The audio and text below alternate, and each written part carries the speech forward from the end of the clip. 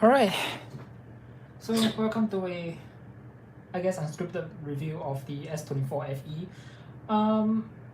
Doesn't matter if you catch a VOD or catch it live or something like that. I don't really care too much as long as I do get my point across the board.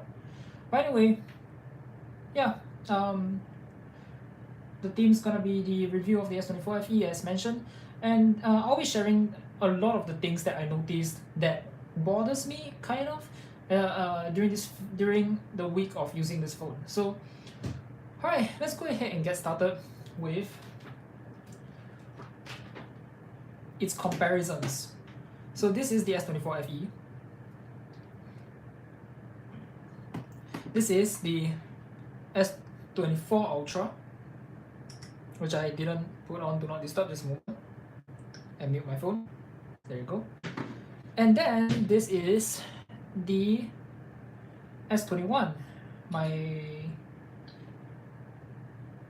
old daily driver, I would say that. My faithful little daily driver that I love. So, alright. Now, what's the motive of having these two phones here, especially when this is the one that is the star of the show? Well, I have a little something called. Well, I mean, I have a question to you all, and the question is, what exactly is a Galaxy FE? Because the more you think about it, the more it starts to feel weird, because we have the base S models, we even have the S Plus, we even have the normal S, which is like the smallest Galaxy S, right? Why did Samsung make the FE? If you're thinking of the fact that this is the cheapest S series, that's why Samsung wants to make it, you are really wrong.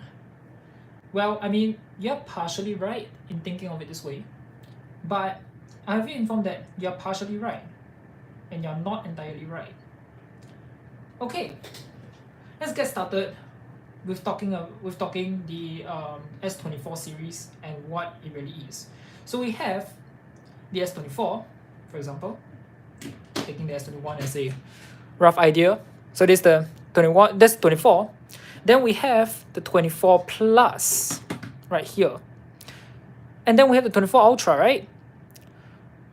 So what does this FE means right here? Really simple. It is closer to the base model S series phone rather than the S Plus. But it is not an S series phone.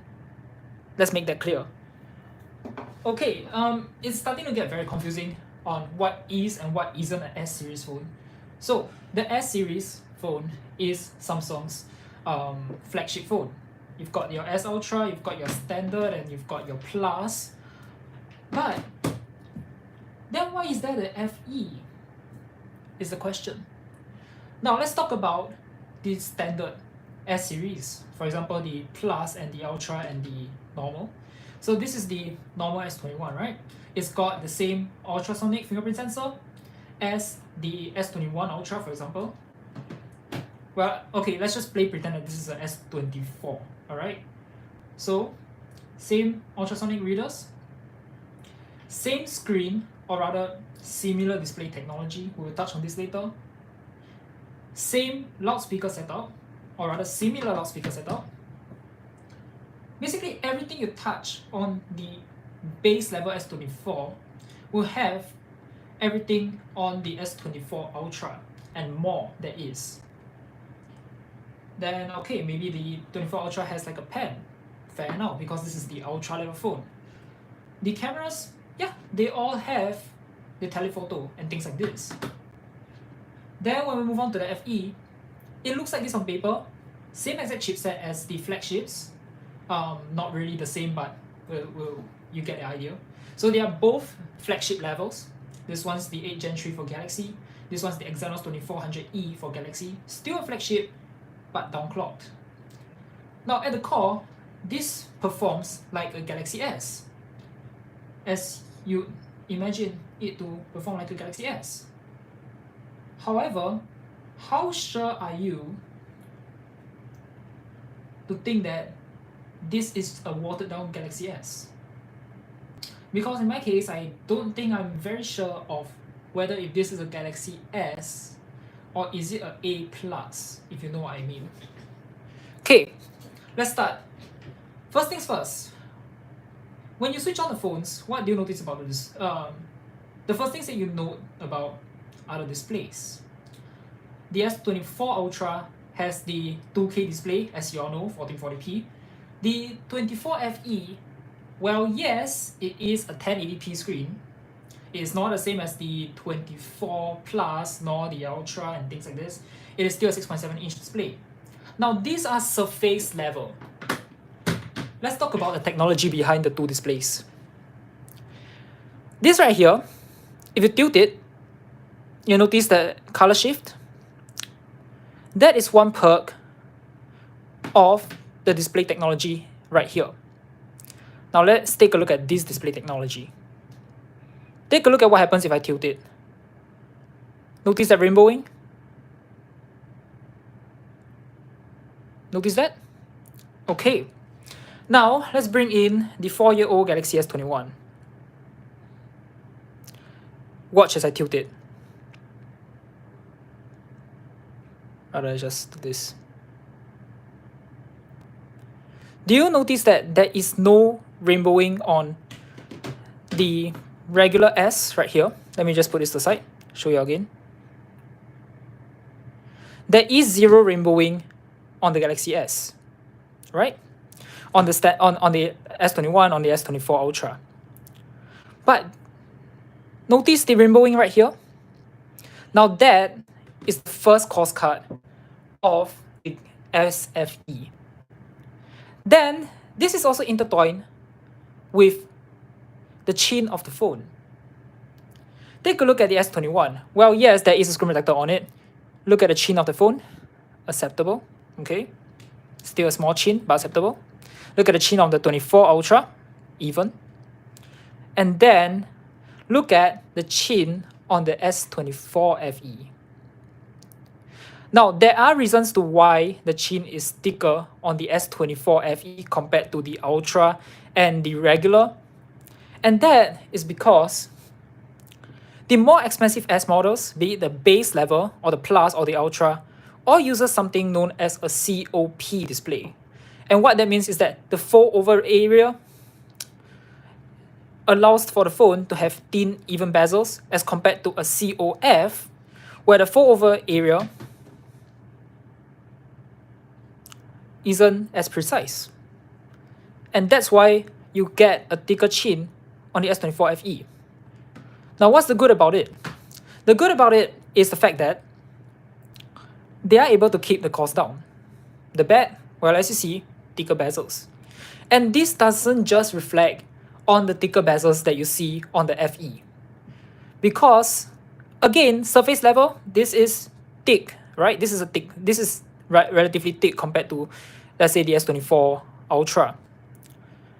If you look at it from the material used in the OLED, it will reflect why there is a rainbowing effect when tilted off axis for the S24 FE.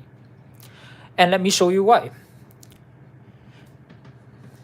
The S24 Ultra, or rather the baseline S models, uses something known as a flexible OLED panel.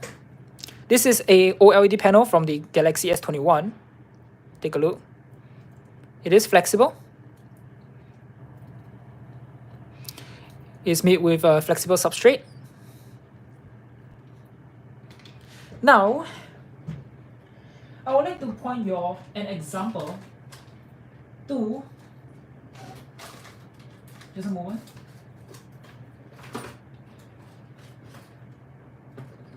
Something known as this.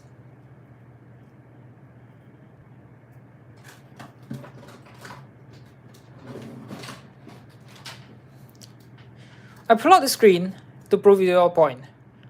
This is a Galaxy S7 screen, right? If you remove the glass layer and try and bend it, the whole entire OLED layer will break. Whereas the flexible ones don't. This is the first big difference between the screen used on the baseline S models and the SFE. Because the SFE does use a glass substrate OLED, which causes the bezels to be thicker, while the 24 Ultra uses a plastic substrate OLED, like this one, which forms thin even bezels. So that is the first cost-cutting measure on the SFE series, and that's how they managed to get the cost down. Alright. Next, let's talk about something not so obvious, but very obvious when you have the baseline S models against the SFE. The speakers. Again, they all sound the same, they all sound similar. You can't tell the difference unless you have both of which side by side.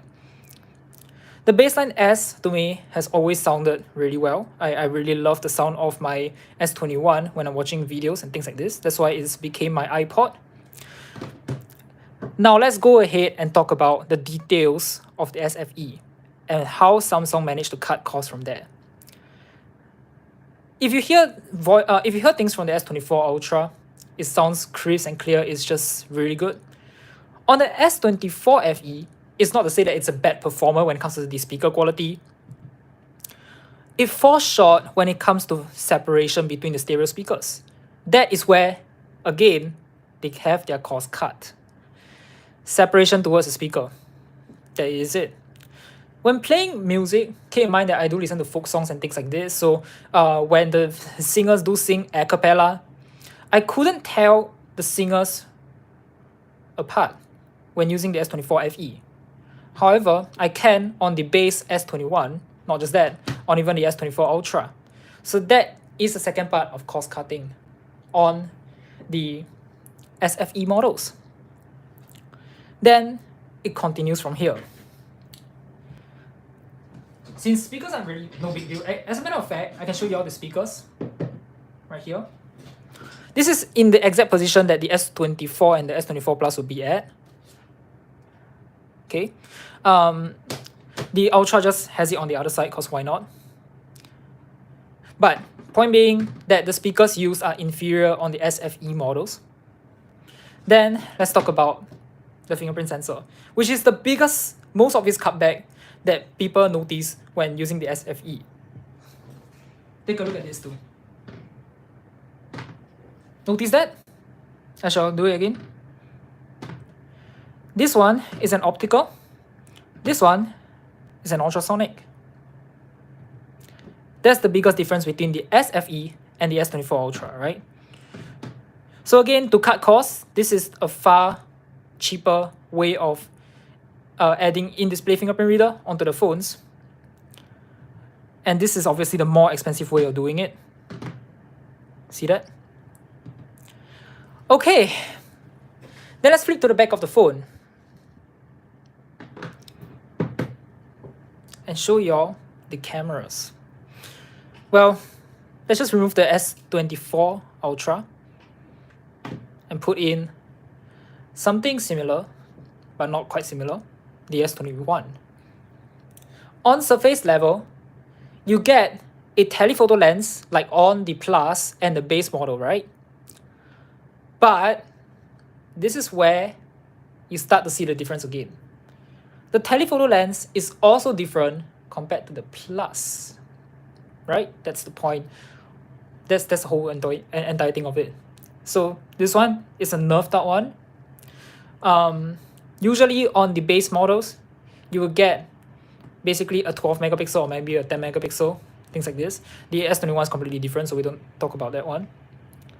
But what this also means is that in the software side of things, if you were to compare it to the other S24s, I'm just going to use the Ultra as an example, but they all apply to the other S24s, is that when filming 4K 30, when filming 4K 60, you can use all the cameras on the 24, on the baseline 24s, but you can't on the 24 FE. So that's another cost cut right there and then. Now again, I won't compare the camera quality since these two phones cannot be compared directly. If I would love to, I would have compared it with the S24 Plus instead of the Ultra for this one.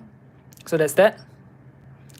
Then let's talk about the big cut down that no one noticed.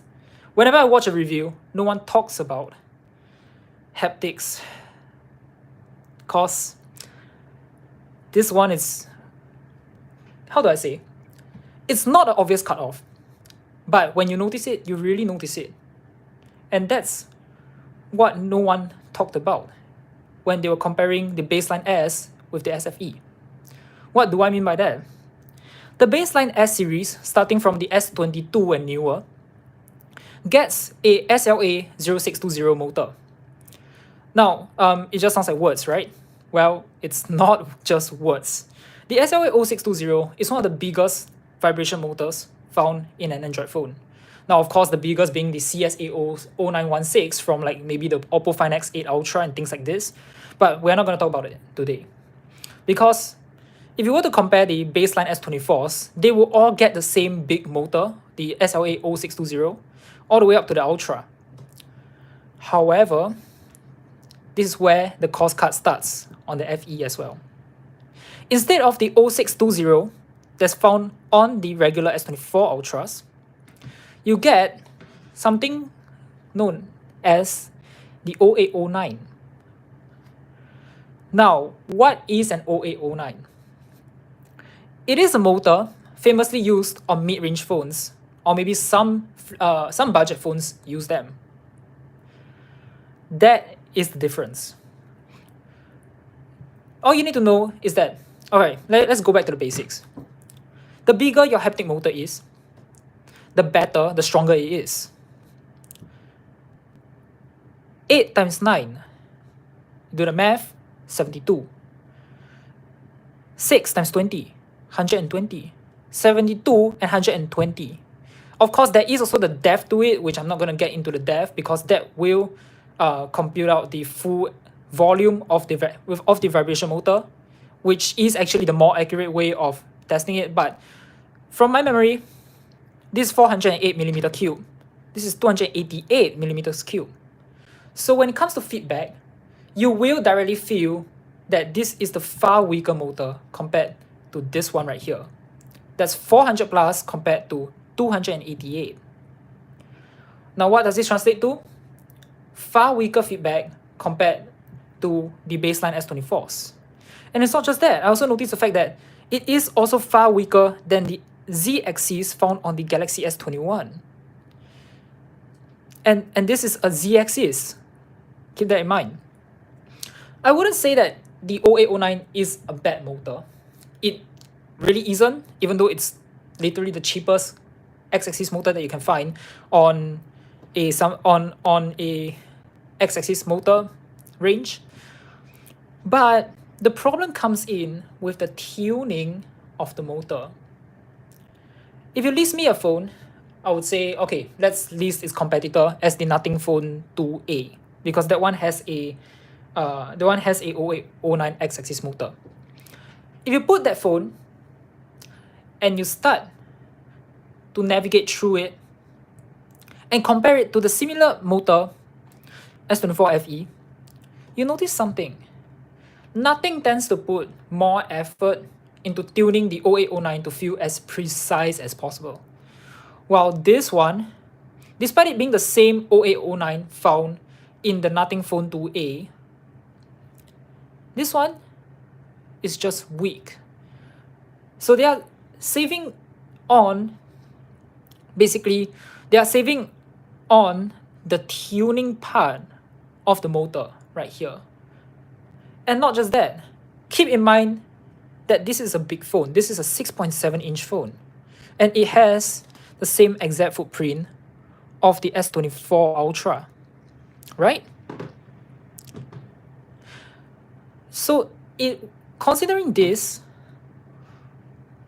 don't you think it's better for them to put at least a 1010? So at least that is 100 millimeter square of the motor.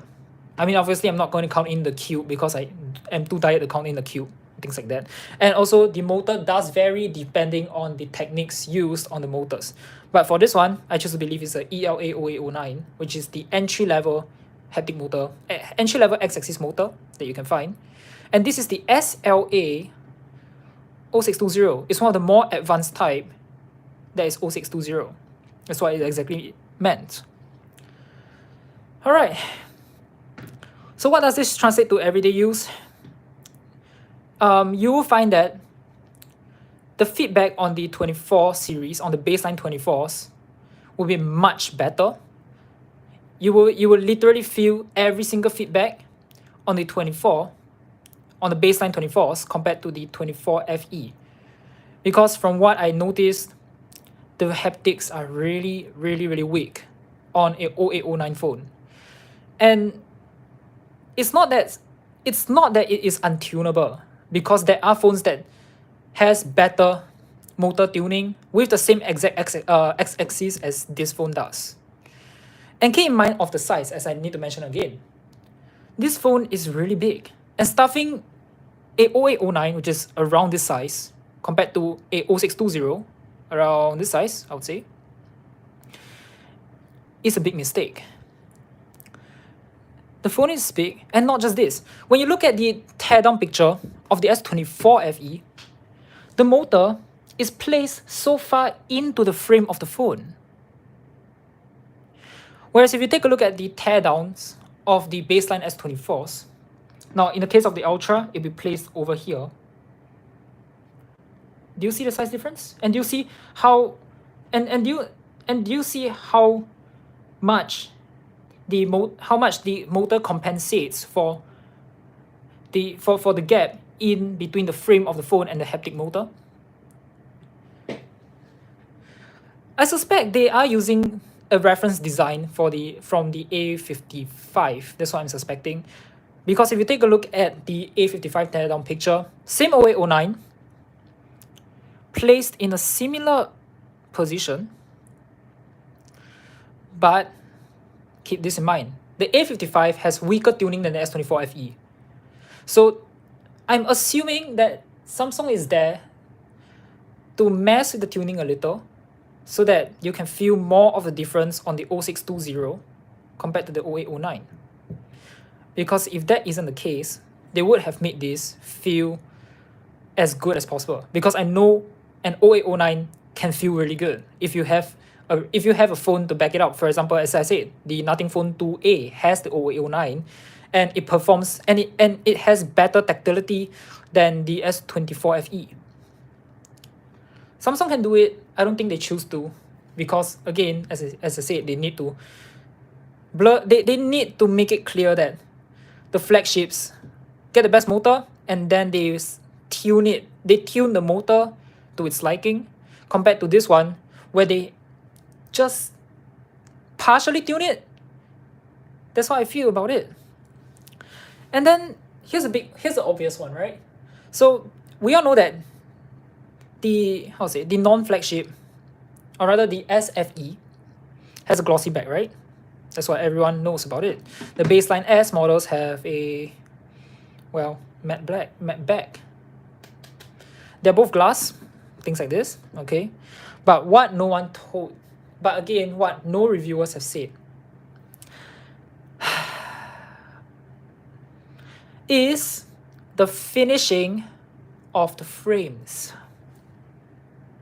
That's another way that Samsung cut costs. Take a look at the SIM card tray, right, on the S24 Ultra. Very sharp, very precise, right? Okay. Now, if you may, look at how the SIM card tray is on the S24 FE. Do you notice how rounded that is? Do you notice how less of a quality that feels? Let's put that side by side. See how sharp the 24 Ultra is compared to how rounded off it feels right there on the S24 FE. Technically speaking, this is flagship level material, right? You have aluminum sides and things like this. But if you take a look at how they finish off the aluminum, that's where you see another cost cut measure right there. That's something that I noticed again. And then let's talk about what no one talks about. Actually, at this point, I'm just talking about what no one talks about. So, alright, let's get ready. weight distribution. Hold the Ultra and the FE together. I can tell you right away, this one feels denser. This one feels lighter. Even though the Ultra is 232 grams and the FE is a 213 grams phone or 215 grams. I can't remember the exact thing. But if you hold these two together, the FE feels like a denser phone, despite it being lighter. That's because if you want to engineer a phone, now this is based on my assumption, if you want to engineer a phone, and you want it to feel as good as possible, you want a flagship to feel like a flagship, you want the weight to be evenly distributed so that it doesn't feel that dense. Well, what happened to this one? You can tell that the weight isn't evenly distributed across the phone. That's why it felt denser, and that's why it felt lesser compared to the 24 Ultra. Now, personally, that's how I feel that way, but really, I think Samsung has the R&D to refine the weight distribution across the baseline S models and choose not to refine it on the FE models. That's what I noticed. Okay. Right, then performance. Let's talk about performance. Snapdragon 8 Gen 3 for Galaxy and what's this? Exynos 2400E. During my usage, I have noticed zero issues with either. So basically, whatever that the S24 Ultra can run, my S24 FE can run as well. And not just that, I feel like they are identical in day-to-day performance. Gaming-wise, I found out that the S24 FE delivered consistent performance with the S24 Ultra while running cooler than the S24 Ultra. Now, I'm assuming that's the result of using titanium, because titanium is less conductive than aluminum when it comes to the material science itself. So that's what I'm assuming.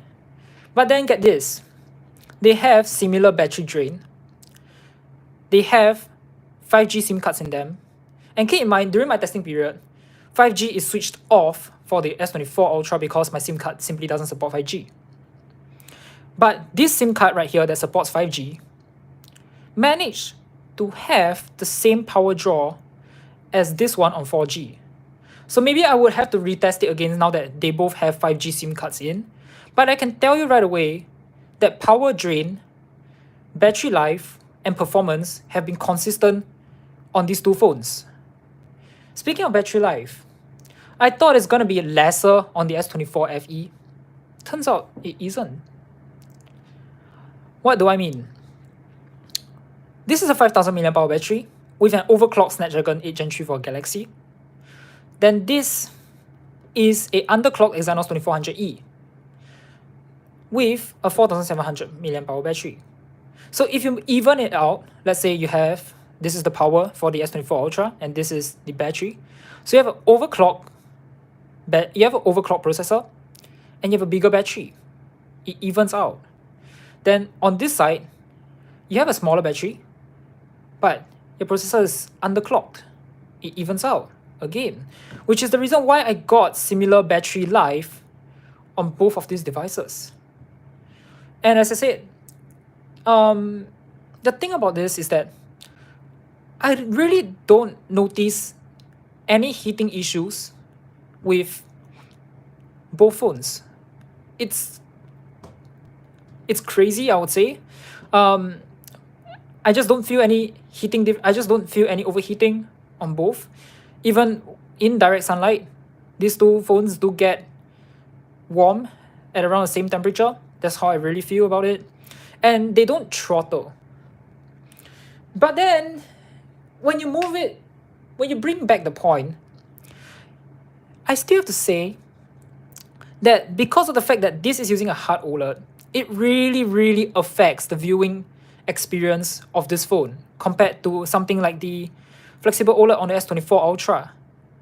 Now, there is an advantage to using OLEDs like this and a COF panel like this, is that it is less likely to get green lines compared to something like a COP panel like the S24 Ultra, which I suspect within a year's time I will get the green lines because of how the display is made, because of technique basically. It may be a newer technique, but it is less reliable than this older technique.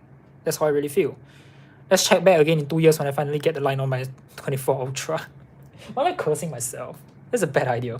But point is, why I really feel like this is not much of a good, this has a really horrendous display. I wouldn't say it's that horrendous, but why I don't like the display on the 24 FE is purely because of its limitations. Now, remember my talk about the whole hard OLED, soft OLED thing and stuff like that? Well, I'll bring in another phone. This is the Nothing CMF Phone 1. And let me tell you, the screens on these two, the type of display is the same. It's the same type of the hard OLED display. It is the same hard OLED. What do I notice on hard OLEDs usually is that when you view them under direct sunlight and when you have their brightness all the way up, they discolor themselves. They get very saturated. They just ruin the color themselves. That's something that I didn't notice when using the S24 Ultra on max brightness, because this one uses a flexible OLED. Now, this isn't just my random theory, because I have other hard OLED phones like the Galaxy S7. This one, again, when viewed under direct sunlight, will discolor its screen to hell. That's the negative of hard OLEDs. This one too will discolor because this is a COG hard OLED, and it will discolor. Then I have never faced issues with phones with soft OLEDs like the iPhone XS Max, because again, it's a soft OLED, it doesn't discolor itself to hell when viewed under direct sunlight. Then there's also something like the Note 9, which again doesn't discolor itself under direct sunlight. So I'm assuming that this is just the whole soft OLED thing just being terrible to look at under direct sunlight because they do discolor themselves and things like this. Oh, and also, well, no, the cost cutting of this phone, I honestly think this is a joke. Look at this, okay? They are both both optical readers. Look at this, okay? Look at this.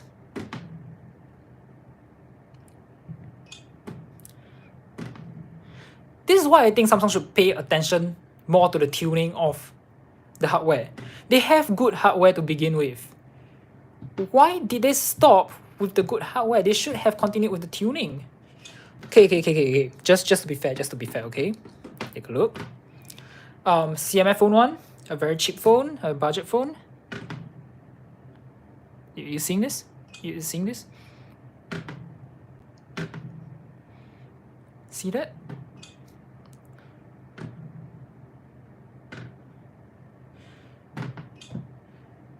That's why I really think Samsung should focus on tuning the hardware of the phone, because tuning wise, nothing outdid them with a budget phone. A budget phone. This is a budget phone that beats out this light flagship. That beats out a somewhat flagship. You see where I'm going with Samsung's tuning? That's the biggest problem I see with their phones. They can do better, but they chose not to. They chose to leave the better part for the S lineup, for the main, for basically the baseline S lineup. That's why I really think that's why I really think that they should really take time to take a look at what's going on with this with the SFE. They should, if they're going to call it the S series phone, it deserves the S series level of software tuning, the S level series of hardware tuning, and not this and not this. This is not called tuned. This is really untuned. And I haven't even, the motor itself, Samsung can tune vibration motors really well. This is a good vibration motor. This is very well tuned. For some reason, they just lost it here. The tuning is gone. And keep in mind, this thing with an eccentric mass rotor felt stronger when using it than this. I don't get what's going on. Alright. Stay tuned for the full review of the S24 FE. I really enjoy the phone. It's just the fact that I am just frustrated at how Samsung tunes their entry-level flagship. It is borderline frustrating. I'm being serious. Even the S21 has better tuning than the S24 FE. It's like really because of the fact that they did slap in the FE name, so that means they don't have to deal with tuning. No, Samsung, you called this the S series. Give it the S series tuning it deserves. It's not an A series phone. Treat it like a S series. Don't treat it like an A's. But yeah, overall, I enjoyed this phone. I really enjoyed using this phone as my daily driver for a week now. No, this is my secondary phone, so I enjoyed using this as my secondary phone for a week now. It does also get the same S series level of software update, so that is 5 more years to go if Android 16 is out for these two. So that means they do get the same treatment. Oh my god, this is really a denser phone, Samsung, what are you doing? Yeah. So at least it does get some form of S series treatment rather than no S series treatment at all. But performance is good, battery life has been really good, on par with the S24 Ultra actually. Again, the screen, I wouldn't say it's terrible. The screen is not good. It's not bad. It's not good. It's not terrible. It's just they can do better. They chose not to. Yeah, the solution literally is to just change the substrate of the screen, but then that will cost a lot of money, and that might bring back green line issues. All right, I'm done now, I guess. I don't know why I brought the Nothing CMF Phone 1 in, because Nothing has really done a good job. It somehow outclassed the S24 FE in some areas. Alright, that's that. I now own two S24s now. If that makes any sense. Thank you all so much for joining in for the stream, or maybe in the VOD. Do stay tuned for the full review of the S24 FE, which will be written on Threads, and there will be a video on this one as well. There will be a review of this one. I'm not sure how long that review is gonna go, because I know I have reviewed this 24 Ultra for 51 minutes, so I'm really scared that this is gonna go 52, but it's fine. I'll see what to do with the things that I might arrange for this phone, with all the things that I might say for this phone. So all right, thank you all so much for watching. Have a good night. It is almost midnight. Drink lots of water. It's been very humid recently. Yeah, bye.